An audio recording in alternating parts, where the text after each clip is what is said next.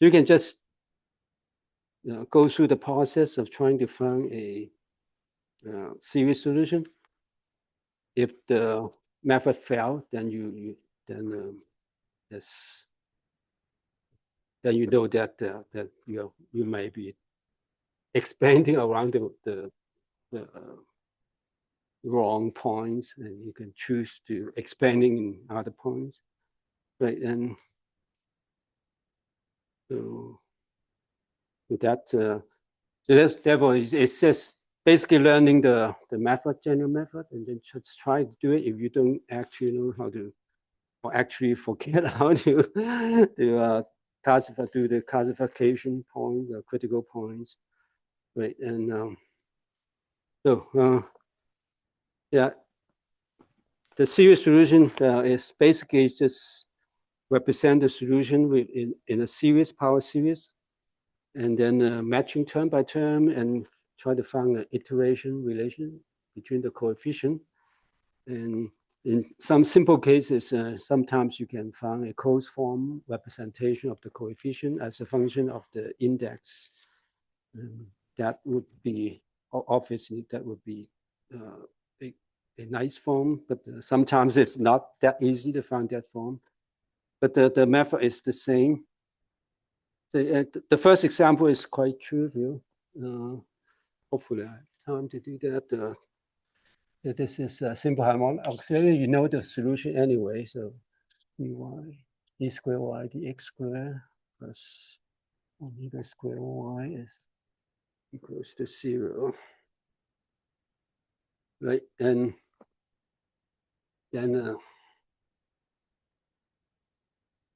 without actually substituting the known solution, which you know, the exponential function and so on, or sine or cosine, right?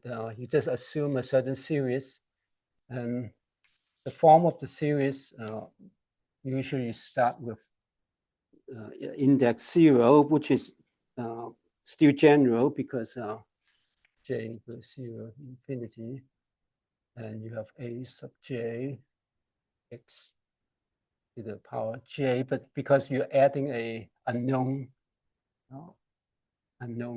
index s, I think that textbook uses s, right? And that so that if the power is not start from 0, which is a constant term, we may start for x to certain power s, which can be positive, negative, or real number, right? So that you can always start counting from 0. It doesn't matter if you're not start from 0, you just change s, right? So that's still a general case, general consideration. So nothing special by specify the index start from 0 to infinity, right? So that's the form that we'll assume, and then we just substitute this into all the terms in the equation and match term by term by the power of x. The same power of x will, the coefficient of the same power of x should equal 0 once you put it in on the left-hand side, right? And then that should give you a relationship between different terms of a sub j, and then maybe the next term, right? And so that's what we do. So for this equation, you just need to take the second derivatives, and so that is trivial. Or you can do it term by term. I mean derivative one after the other. So the first derivative is just taking derivative term by term, the j plus s sub j x equals s minus 1. So that's trivial. The y double prime will be, and then do it one more time. Plus s minus 1 sub j x plus s minus 2. Right, and then you substitute y into here, and y double prime in here, and then group term by term. And now the following, the next line in my procedure is slightly different from the textbook. What I usually would do is to write all series in the same form of x. I mean, it's the same functional form of x, right? And for this one, you have a x to the j plus s, but for this one, yes, j x to the j plus s minus 2 is not the same, right? Because we need both into the left-hand side, right? And we substitute into it, you're mixing the series with the x of different form, which for a simple equation like that is fine. You usually can match the same terms of x to a certain power easily by inspection. But if you have an equation more complicated, you have many terms that might be slightly difficult. At least I find it more difficult. So what I usually would do is to just shift the index in this series and to match the functional form of the first one. To basically change that to j plus s. Instead of calling it is j plus s minus 2, I call it j plus s. And I mean, you can do it like that. Just shift it. If you if you think carefully, you probably can do that. But if not, you can always introduce another index. So you basically introduce j prime such that j plus s minus 2 equals j prime minus j prime plus s, because you want the same form, right? Which means j equals to j prime plus 2 or j prime equals to j minus 2. Okay, so that's the transformation. The j prime, the sum, the j becomes j prime plus 2, s plus 2, j prime plus s plus 1. Right, this is j changes j prime plus 2, right? And then this becomes a j prime plus 2, x j prime plus s, right? This, whatever that is, I change that to this form in j prime. And now you change the limit in the summation also. But this is j is from 0 to infinity. When j is 0 and j prime is minus 2, so you sum from j prime equals to minus 2. And for infinity, both are the same because j is infinity, j prime is also infinity. That is how you shift it, shift the second derivative to this form. So now it has the same, almost the same. But then if you want to make it exactly the same, you can get rid of the prime because this is just an index, so you can call your index whatever you want. After you get the form, you can get rid of the prime. Right? That is second derivative. Now both this and that has the same form, and you substitute it into the equation. And keep in mind that this starts from 0, this starts from minus 2.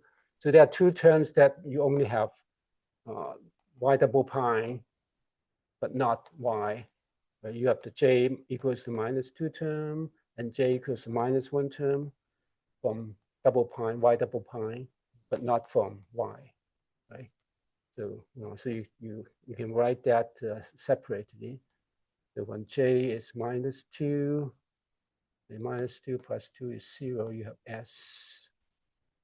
And j is minus 2, then you multiply by s minus 1, right? It's minus 2, right? Minus 2 plus 1 is minus 1, okay? That's minus 1, and then j is minus 2, 8, this becomes a sub 0. And then the j is minus 2, so you have x to the s minus 2. You have x to the s minus 2 term. Write it out separately. And then the j is -1. That is that becomes s plus 1. And that is j -1. This becomes s. And then j is -1, a sub 1. The s -1. Right. You write out the two terms separately, and the rest of the series start from 0. Right. And now just combining this two, right? So you have this j plus s plus 2, plus s plus 1. That's from here, and then multiplied by a, j plus 2, and then plus omega squared times this one. Square term, upon this one, a j. All is proportional to a x to j plus s. Now that equals to 0. Right? We follow that? So now this equation becomes this equation, and both are 0, and all the coefficient of each power of x has to be set to 0, respectively. So this must be 0, this must be 0, and this bracket must be 0. Is that okay? Now, now let's see what, because we choose to start from j is 0, so we usually set a sub 0 non-zero, because if you set it to 0, you might as well shift the j, right? And so that you don't get anything by setting a sub 0 to 0.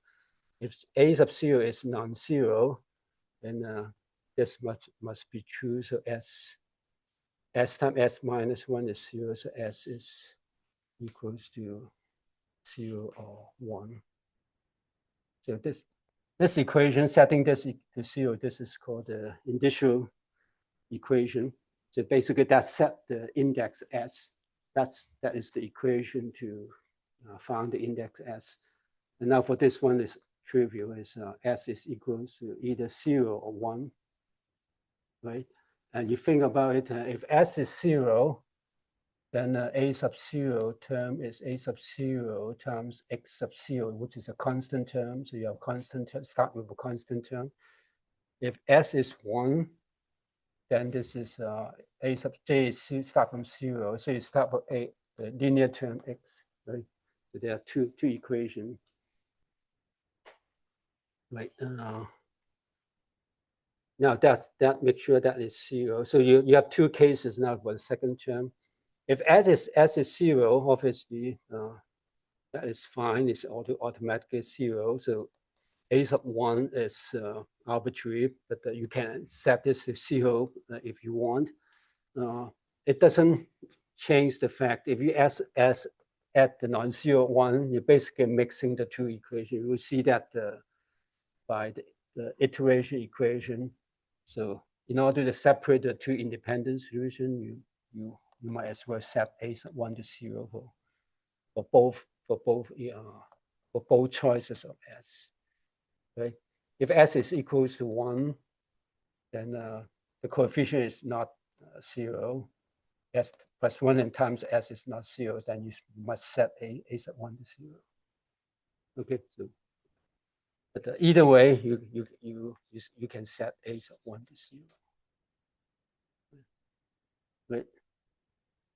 So that is our choice. Then the bracket equal to 0 means you get the relationship between a sub j plus 2 and a sub j. So you can, like, once you know a sub j, then you can find a sub j plus 2 by dividing this to the other side is minus omega squared divided by j plus s plus 2 plus s plus 1 and times a sub j. Yeah. Right, so that's not too bad. Right, the iteration is just, and you notice that it's always jump by 2. So you start from a sub 0, the next one will be 2, and when j is 2, then the next one will be 4. So you get a sub 0, a sub 2, a sub 4, and so on. So that is, you always skip by 2, and later on the section, there's a discussion that is basically due to the symmetry of the equation. The symmetry is meaning that if you change x to the minus x, the form of the equation doesn't change. So this allows y to be either even or odd. And when you have even function or odd function as a power series, then the index always increase by 2. The power of x always increase by 2. Either start with a constant and keep all the even power of x, or you start with 1 x, start with an inner term and keep all the odd power of x. So that is from this iteration, right? Now depends on the odd and even. Now depends on the choice of your s, right? If s is 0, then you get all the even series. And now as you consider that separately, s is 0, then is j plus 2. So we get almost done. S equals to minus omega squared a sub c, a sub j divided by s is 0, so j plus 2 times j plus 1. Okay.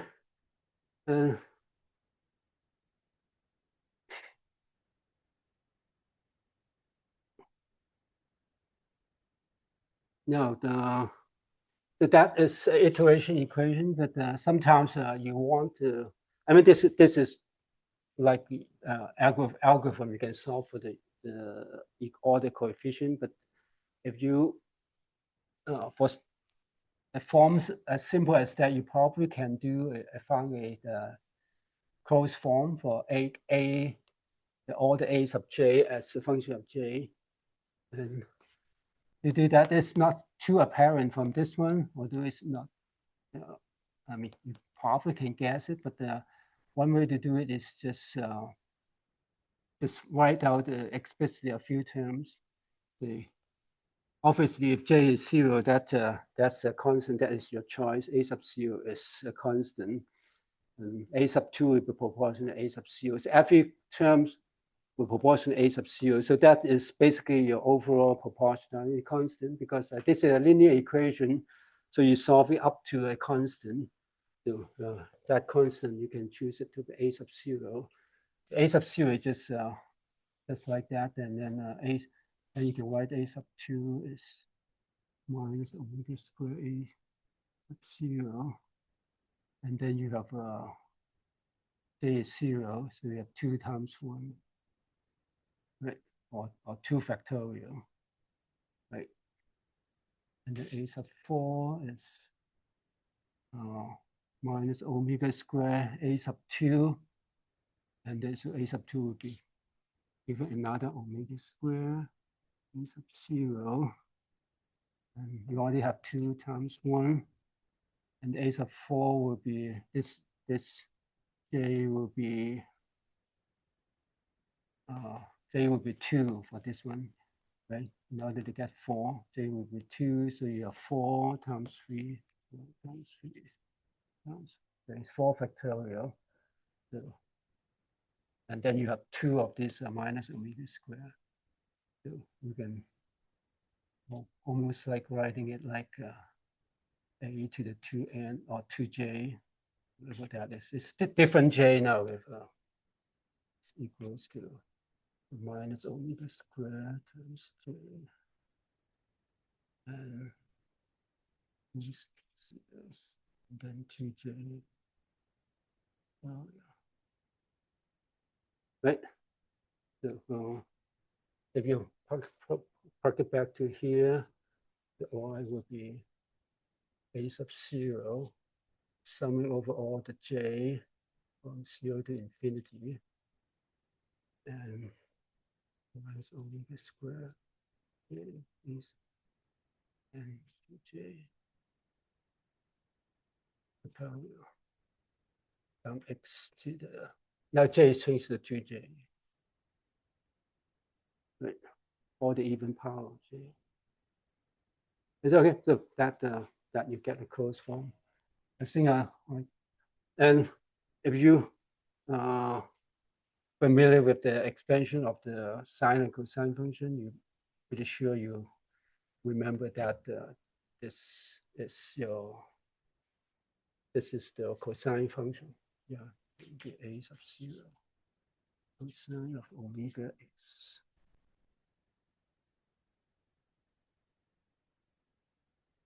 Right. So so that is one equation. So you can work out the other solution, which is sure is the sine equation. But that's the process of doing that. Is that okay? So that is a simple example. We can work out a slightly more complicated one next time, the Bessel equation. But that's the general idea.